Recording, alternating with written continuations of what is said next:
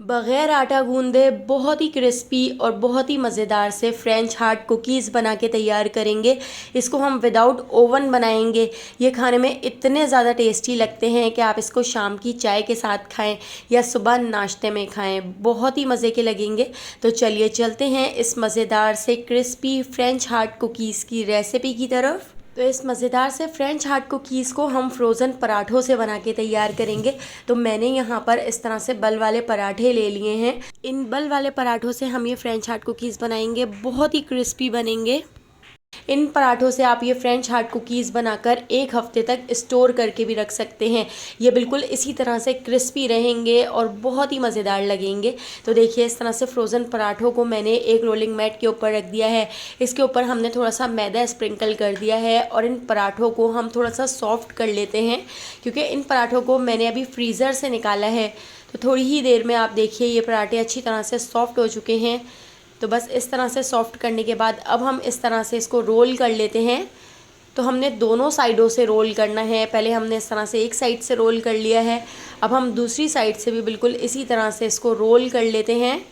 तो इस तरह से जब आप रोल करके इन फ्रोज़न पराठों के फ्रेंच हार्ट कुकीज़ बनाएंगे तो कोई पहचानेगा भी नहीं कि आपने इन फ्रेंच हार्ट कुकीज़ को फ्रोज़न पराठों से बना के तैयार किया है। तो देखिए 1-1 इंच के फासले से हम इसको इस तरह से कट कर लेते हैं। तो अगर आपने थोड़ा पतला रखना है तो आप आधा इंच के फासले से भी इसको कट कर सकते हैं। तो बिल्कुल बराबर साइज़ के मैंने इस तरह कट कर लिए हैं। अब हम इस तरह से इसको थोड़ा सा शेप दे लेते हैं। तो इस तरह से शेप देने के बाद अब मैं इसको रोलिंग मैट के ऊपर रख के हथेली से इस तरह से दबा देती हूँ। तो बिल्कुल परफेक्ट देखिए हमारे यहाँ पर फ्रेंच हार्ट कुकीज़ का शेप बन गया है। तो सारे फ्रेंच हार्ट कुकीज़ बिल्कुल इसी तरह से हम बनाकर तैयार कर लेंगे। और इसको मैं इस तरह से बेकिंग ट्रे के ऊपर रख देती हूँ। बेकिंग ट्रे के ऊपर मैंने इस तरह से बटर पेपर लगा लिया था और इस तरह से सारे ही फ्रेंच हार्ट कुकीज़ हमने बनाकर रेडी कर लिए हैं। तो देखिए कितने परफेक्ट हमारे यहाँ पर फ्रेंच हार्ट कुकीज़ बनकर तैयार हुए हैं। और सारे कुकीज़ मैंने इसी तरह से बनाकर बेकिंग ट्रे के ऊपर रख लिए थे। इसके ऊपर हम अंडे की जर्दी लगा देते हैं ताकि इसके ऊपर बहुत ही अच्छा सा कलर आए। तो इस तरह से ब्रश की मदद से हम इसके ऊपर अच्छी तरह से अंडे की जर्दी लगा देंगे। अंडे की जर्दी लगाने के बाद अब मैंने यहाँ पर ले लिए हैं सफ़ेद तिल। तो सफ़ेद तिल भी हम इसके ऊपर डाल देते हैं और इसके साथ ही मैंने यहाँ पर चीनी भी इसके ऊपर डाल दी है। एक पतीली को मैंने 15 मिनट पहले प्री हीट करने के लिए रख दिया था। इसके अंदर मैंने नमक ऐड कर दिया है और इसके ऊपर मैंने स्टैंड रख दिया है। ये नमक पहले भी मैं 50 बार यूज़ कर चुकी हूँ। तो देखिए लो से थोड़े से ज़्यादा फ्लेम पर हमने इसको बेक कर लिया है। तो इसको बेक होने में 30 से 35 मिनट का टाइम लग सकता है।